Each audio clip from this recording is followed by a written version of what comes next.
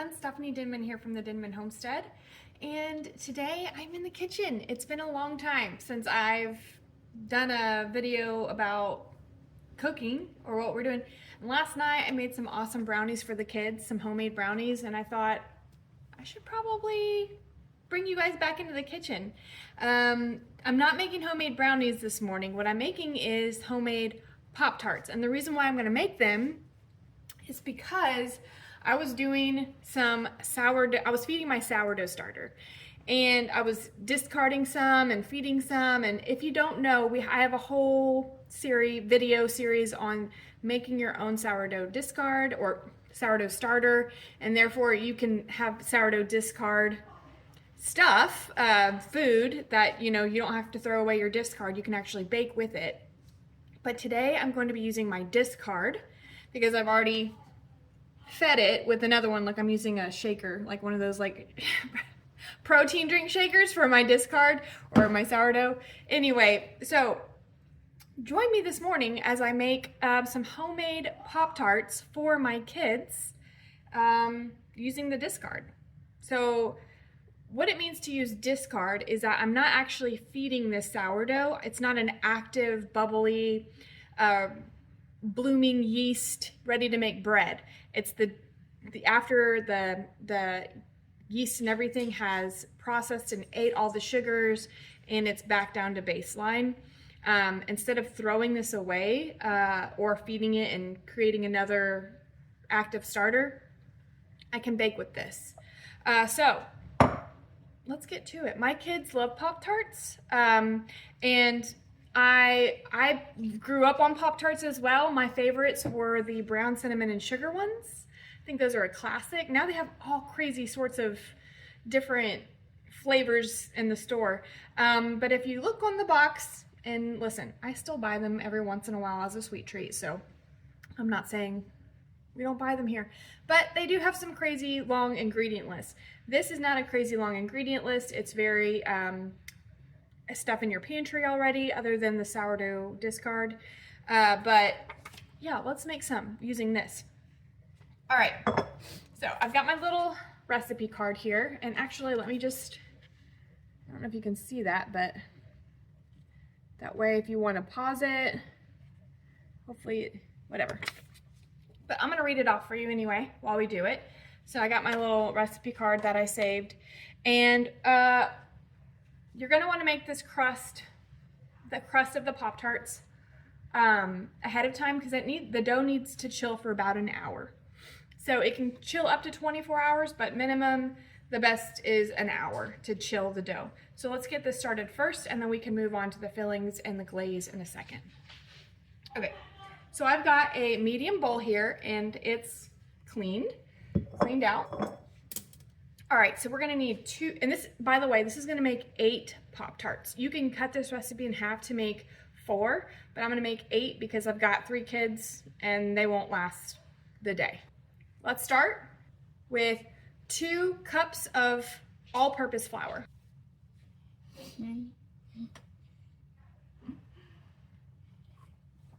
So I'm just scooping,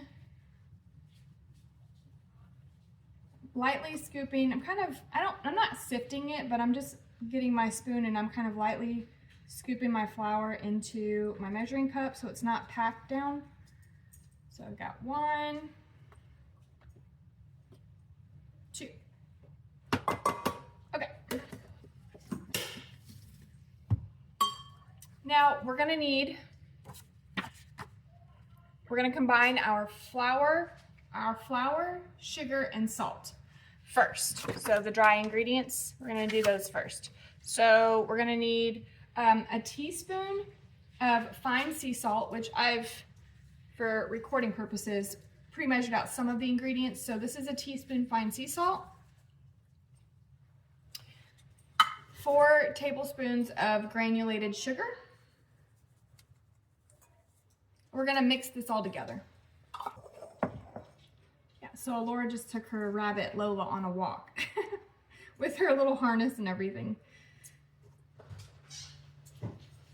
So how did the walk go? Did you have any problems? Problems? Yeah? No. No? Good. She was like, she but I let her go outside, and she was like full on running. She was sprinting. I was like, She liked the grass. Or she, he. If you missed it, Lola is actually a boy, but we've been so used to calling Lola a girl that Lola, Larry, whatever we're in the mood for, that's what she is. Robert, Larry. Robert, Larry, Denman.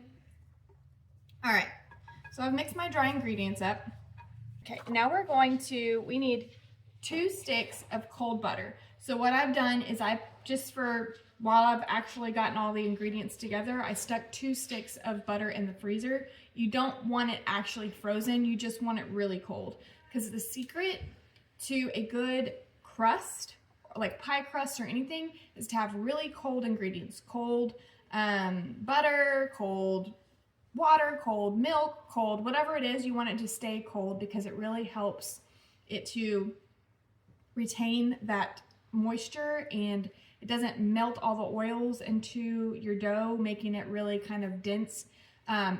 Cold ingredients makes your crust flaky and nice and airy. So that's the secret. So something else that I like to do whenever I'm making pastry, pie crust, whatever, and I need to cut in my butter into my flour, is I grate the butter into fine, small particles. I don't use the very, very fine one. I use the regular, because you know you've got the bigger one and then you've got the smaller one. I use this one. So it helps instead of cutting them into like tiny squares and then using a fork and trying to, this actually makes it really easy and it's already like pea-sized, the size of the butter that you actually need it to be incorporated within. Now what you're going to do is you're going to want to do this kind of quickly because as your hand is on the butter, it's going to warm up the butter. And you don't want, again, your hands to be warming up much at all when it comes to this pie crust. You want those butter pieces to kind of remain intact because as you bake it, it releases the steam inside the crust and then helps it, get that flaky texture. Although I do have to slow down when I get towards the end because no one likes to scrape your own finger on the grater, right?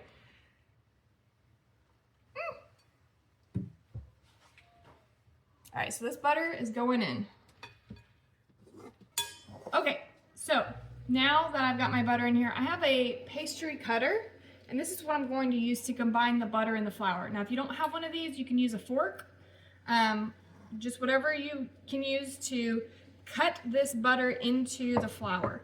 And the reason why you don't want to use your hands, again, is so that the less contact with the butter to melt it. We don't want it melting. We just want something else to help us incorporate the butter into the flour. And it shouldn't take us very long because we've already grated the butter. So all we're doing right now is essentially mixing it in. But also, it does help cut the butter up a little bit into smaller pea-sized pieces. And I'll show you what it's going to look like here in just a minute. And you might think, that's a lot of butter to flour. And it is. But we're going to add, remember, our sourdough starter. And we're actually going to add in some vinegar as well. Okay, I'm pretty happy with this.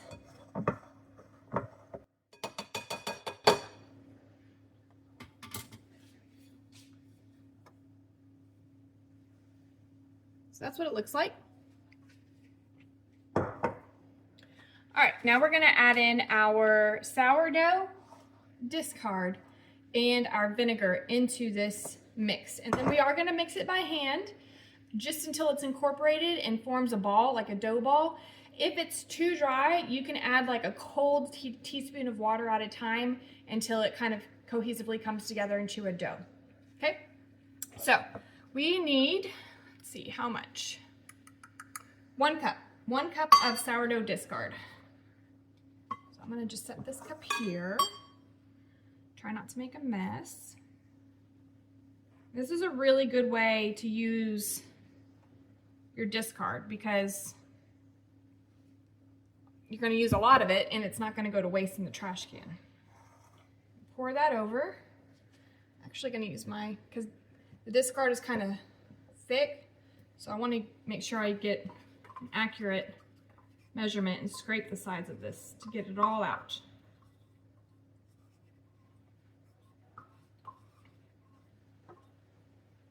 All right. Now I'm going to add my vinegar, which is going to be 2 teaspoons of white distilled vinegar. Add that in there. All right, now I'm just going to mix this up, get my hands kind of dirty. We're gonna fold it in. Yeah, any of y'all seen that Schitt's Creek episode?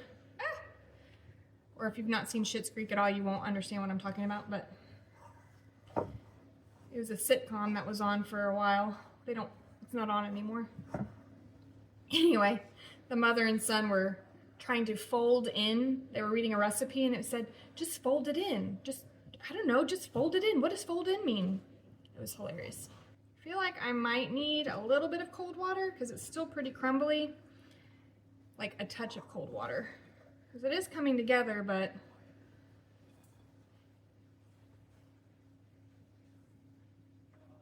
let me get just a little bit of cold water.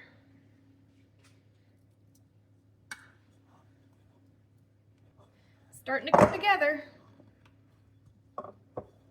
And all over the, and it's starting to get all over the countertops and the floors. I'm not gonna wanna do this too much more so I don't start to melt, because I still see the butter in chunks inside the dough, and that's exactly what we want, is we wanna keep that butter intact without melting it. So, just gonna run this against the sides here a little bit, make sure I get all the dry bits. And we're gonna I'm gonna cover this with a plastic wrap in the bowl and let it rest for an hour, okay? All right, Dan. On the spot. On the spot. Okay. Let me see what do your finger pew-pews look like? Like I'm shooting a gun? Yeah, your finger ones. Okay. Wait, does he have 2 fingers? No. He has one. He has one. Oh, he has 1, okay. All right, what does it sound like? What does it sound like? Oh, he's got- Okay. he's got That's a good one. All right, Bree, what's your finger gun? Mine's not so Well, come on, see it. mine's not so technical. It's just like a Yeah? And what does it sound like? boom, boom, boom. Dang, that's Wow, that's from the aggressive. hood. Very aggressive. That's Yeah. from the hood. All right. If you're gonna use Did you it, turn you it got. sideways? Did you turn it I sideways? don't know. You just fling it. I don't know. She's shooting in the air too. Mom, Kim, If you get it I out, you're don't gonna have use it. one. well, you Let- gotta let figure me- it out. let me see it. Your life's a You danger. don't have finger guns, Figure it out. Kim. You're taking Do you have I have fingers? rifle. Let me see your finger rifle. Your rifle in. What does it sound like? That's good. Rifle down here? Pumps it. She's pumping it. That was like the rifleman where the rifleman Well, was. they still come up with that. Okay. Or like a There we go. breakover shotgun. You're There like was some good. Yeah. pumping it up. Oh, well, that's Do it again, but make the sound. No. She did make the You're sound. making me mad. Go to Lou real quick, so put it on the spot. All right, Lou. Let me see your finger guns. Okay. All right. Well. What the shoot? Oh. Double barrel.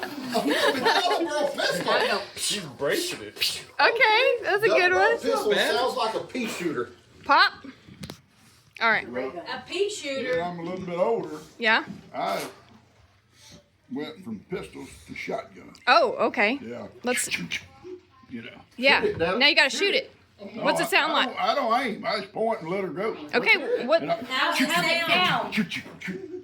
Oh, The and then- gun sound. Yeah. choo, choo, and then I'm just going boom, choo, choo, boom. Okay. You know. Boom. I do it till it runs out. I do it till it runs out. G. Why are you shooting from the hip, though? I'm too quick. Oh, you have like a laser Lord have mercy. or something. Hold on, G's hammer was sideways on the gun. Let's see it again. She had a G's hammer was on the side. No, that's just for arthritis.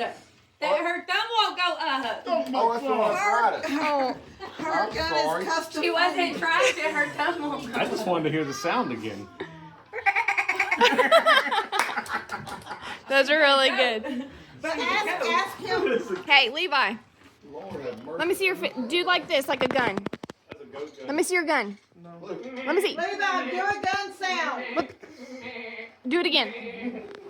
If I'm ever pulling my gun, it's a quick shooting situation. He is. Yeah. You know, I'm gonna need it right that second. Good job. Yours and Bud's. Oh my god. Oh, mine and All Bud's? the way home, right? All right, buddy. Let's see yours. Ready for mine? Yeah. Budget cuts, budget cuts, budget cuts, budget Oh, cuts, budget cuts. Lord. No. You're such an idiot. Budget cuts. Budget cuts. Someone in our lives Is said that on a commercial? no. They tried to type out the sound that the gun would make, and if they said budget cuts, and when you say budget cuts really fast, it kind of sounds like budget cut, budget cut, budget cut, budget cut. It could sound like a I almost lost Like it when I 22. saw that. yeah. So what you can do while your dough is chilling is clean up as you work, and then also let's make the filling that's going to go inside the Pop-Tarts. So like I said, I'm gonna make the classic brown sugar and cinnamon filling. You can also do like an apple butter, any kind of pie filling like jams, or if they're too thick like apple slices, you know, they're not gonna be your traditional. You want it jammy, right, on the inside. Something kind of thin that you can spread out. Nutella, peanut butter mix, whatever you want to do. But I'm going to do the classic. Oh, right now would be a really cool pumpkin pie filling. Like, just get some canned pumpkin and then mix in some pumpkin pie seasonings right into it. That would be a really good one too. So right now we're going to do the brown sugar filling. So I've got a half a cup of brown sugar already in my bowl. If you're like, Steph, I love that bowl. Where did you get that bowl? I made this bowl. I made this bowl myself. Just wanted to say that. I made this bowl. Okay. Humble brag. To your bowl, whether you made it or not, add half a cup of brown sugar. Now we're gonna add in our cinnamon. So this is 2 teaspoons approximately of cinnamon. I measured with my heart. I was like, that looks about right. 2 teaspoons of cinnamon. So we're gonna sprinkle that in there. And then we're gonna need a tablespoon of all-purpose flour. Flour canister here. Tablespoon flour. That's it. That's our filling.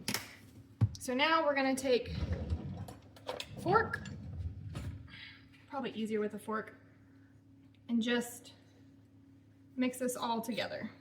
And we're just gonna set this aside, and then when it gets time to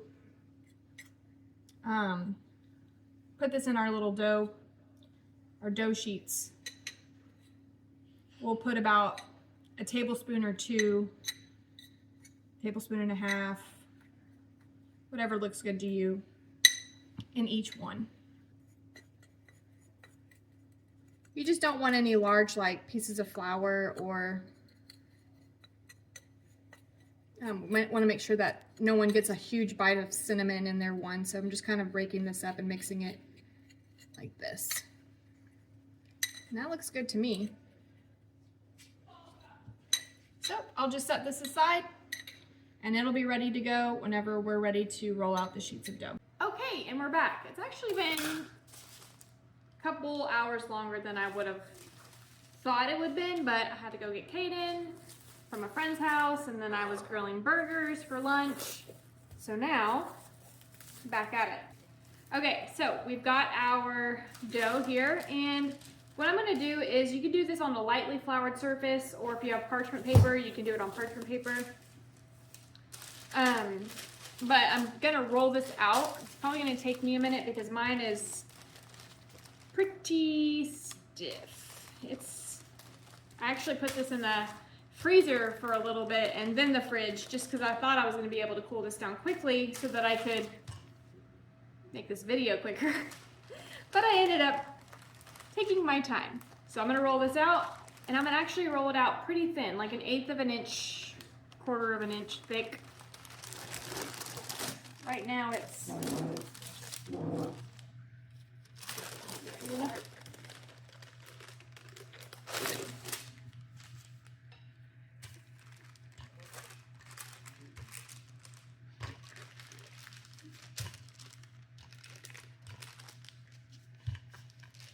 Now you're probably gonna have to gather up some of the uneven pieces and roll it out again, and that's okay. You just wanna make sure that you're able to use as much as the dough as you can so you can have as many Pop-Tarts as you can. Sprinkle a little bit of flour on top so my roller doesn't stick.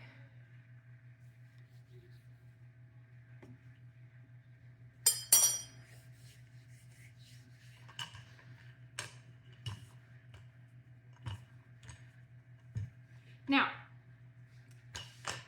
can you do this with just store-bought pie crust? Yes, absolutely. Pillsbury makes a really good one, or even like the store brand rolled up pie crusts that are in those boxes. You definitely can make your own Pop-Tarts and filling, can filling. You could do that as well. But this was my leftover sourdough, so this is why we're gonna do it with the leftover sourdough stuff. Oh, my oven's preheated.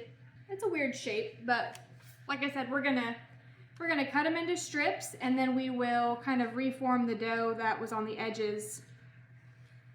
So we're not gonna throw away this dough that we're cutting. I think for now that'll be a good, I'm just gonna follow my little pattern here that I've got going.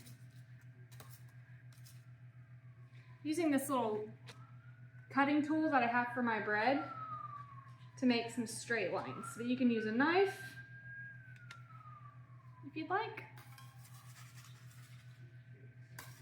Will also make it easier to help me scrape it off from the bottom so that just in case it sticks at all. So it is quite sticky. All right, let's see. I probably am gonna have to do 3 out of this one. I don't know about this dough. I might have made these a little bit bigger than an 8. I might only get like 6 maybe, because this one in the middle is a little bit bigger. Okay, so what I'm gonna do is I'm just gonna take my finger and go along the edges of each one. It's gonna help me create that seal.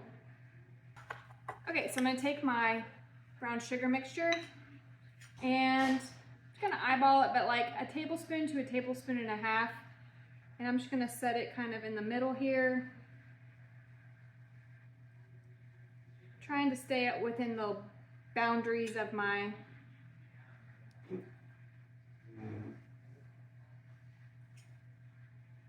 Pop-Tart.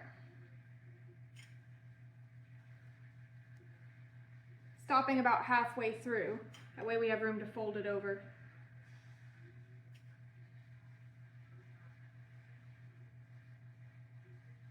I want to kind of flatten this out.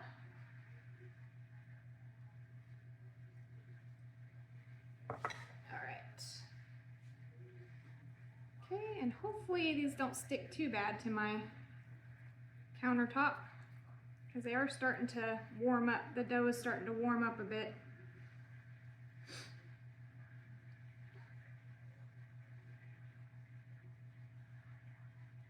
I'm just going to press the edges lightly for now, and then I can crimp them with a fork in a minute.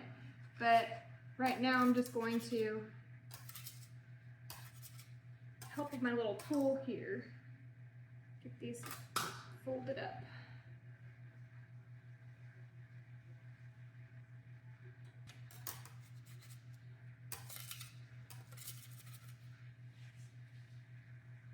Just lay that one down, and then as I lay it, I'm going to crimp it so that I'm not fighting to get around all the other ones whenever I'm crimping. Ah! But what I'm going to do here is just take my fork and just crimp, press down lightly to make that classic Pop-Tart look. And I'll show you what I mean here in a second. All right, so I'm gonna do that with the rest of these and then we'll come back in a minute. So I was able to get 6 and what I'm going to refer to as a dumpling out of this. So I had extra dough left over, not enough to actually make a little Pop-Tart, but I just flattened it out and I put a little bit of the cinnamon sugar and then I just grabbed it on the top, and we're just gonna see if we can make a little pocket. Okay, we didn't want to have anything go to waste. So I've got 6 pretty good sized Pop-Tarts. You could probably get 8 if you made them smaller, but we've got growing boys around here, so I made them big. All right, we're gonna put these in a 350-degree oven for about 20 to 30 minutes. I would check on them around 20 depending on your oven, and maybe they need to go 25, maybe they need to go 30. But while these are baking, I'm going to get the ingredients ready for the glaze, which is super simple. All you need is powdered sugar and a little bit of water. Now I'm gonna go ahead and add a touch of vanilla to my powdered sugar glaze just because, why not? But all you actually need for the glaze on top is powdered sugar and water. But I'm gonna pop these in the oven and then we'll get to the next step. Okay, so like I said, for the glaze, all you need is a cup, but I kind of measured with my heart, so approximately a cup of powdered sugar and 2 teaspoons, more or less, depending on how thin or thick you want your glaze, of water. I'm actually gonna use a teaspoon, at least, of vanilla. It's my homemade vanilla extract. So I'm gonna use some vanilla, and then the rest, let's see here, if I can get away with 2 teaspoons of water. And it just melts. It really just starts to melt, and it doesn't seem like just that amount of liquid will do much, but it really does start to break down that powdered sugar and absorb. But I think I'm gonna need a little bit more water, so I'll probably do another teaspoon or so of the vanilla instead of the water. But just mix and add really slowly because you'd be surprised at how this powdered sugar really doesn't need that much liquid to get to a glazed state.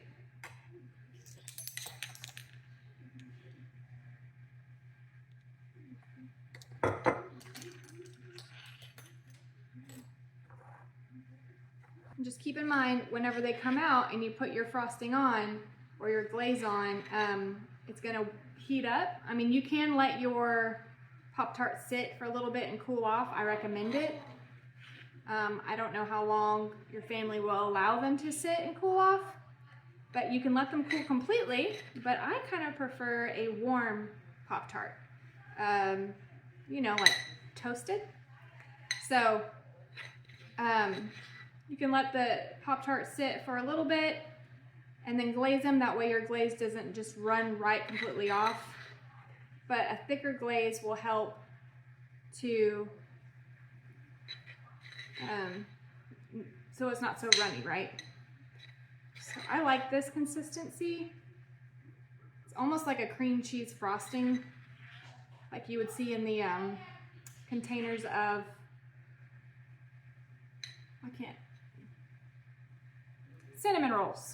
cinnamon roll containers.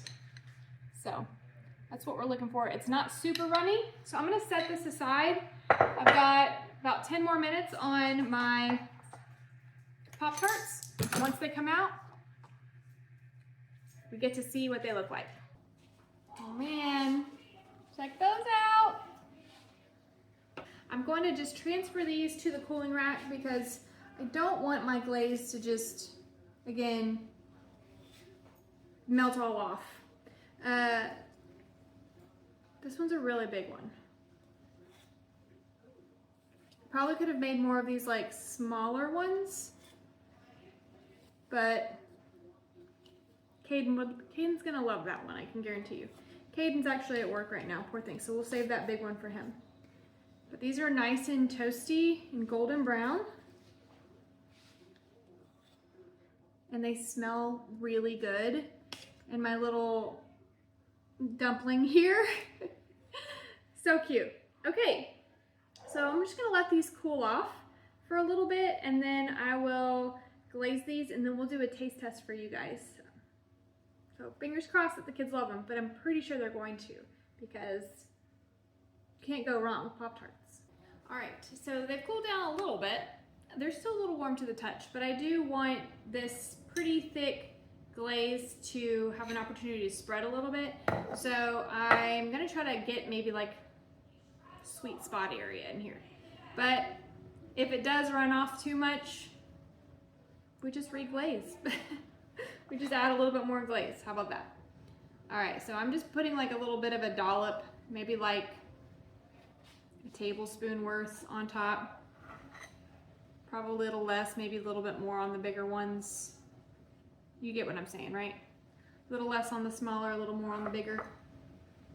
The nice thing about making your own Pop-Tarts is that you can put as little or as much of the frosting on your Pop-Tarts, because I don't know about y'all, but I feel like growing up, they were not very skimpy on their glaze, but as the economy is doing what it's doing, there's like not that much glaze, right?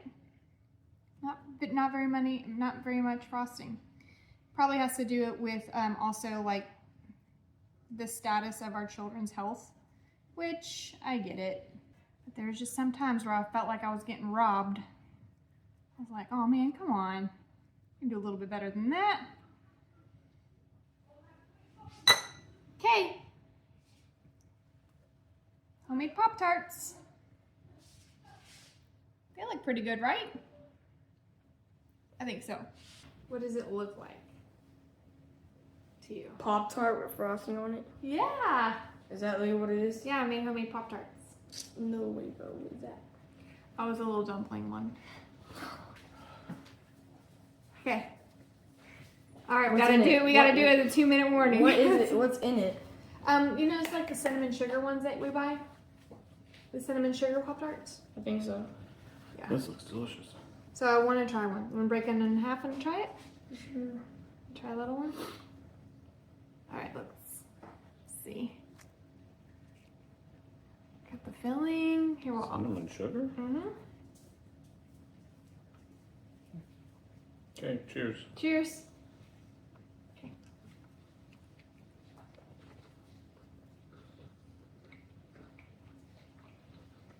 That's good.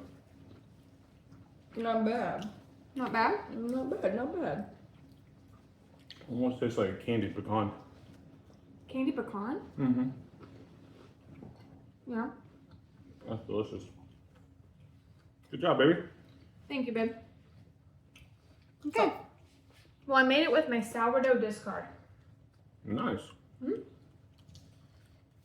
So the stuff I normally make the bread with, I made it for Pop-Tarts. So it's got that tangy, a little bit of a tanginess to it. But it's Delicious. pretty good. That's what Jeff. It's a win. Yeah, for them. All right, guys. Well, come on. Thank you for hanging out with me today, making homemade Pop-Tarts with the sourdough discard. We'll catch you on the next one. Bye, everyone. Bye, guys. Like and subscribe. Like and Like and subscribe. On the Denman Homestead, where the sun sets golden in the west, we live in harmony with nature, doing what we love best. From the garden to the kitchen, and the bees inside their hive. On the Denman Homestead, come along and plant, nourish, thrive.